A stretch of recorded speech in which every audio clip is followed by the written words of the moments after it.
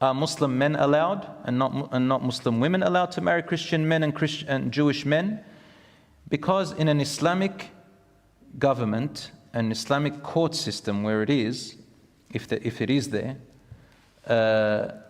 in the Islamic system, or forget about Islamic court, in an Islamic system, whoever follows it, the roles of the husband and roles of the wife are different. One of the roles of the husband is that he's a protector and maintainer. He is responsible and accountable for his family's affairs.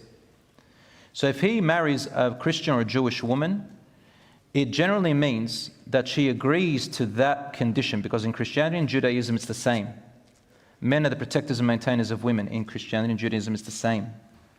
And they are accountable and responsible to spend on them, to look after them, protect them, and so on. So the husband is the authority of protecting and maintaining his family, but the woman is not, the wife is not. So the opposite would mean that if a Muslim woman married a Christian or a Jewish man, he will have authority over her and her family. But one of the conditions is that the children are raised and taught Islam. If you have an authority above you who is of a different religion, it is more likely that the family will go astray and follow another religion. That's how it's taken.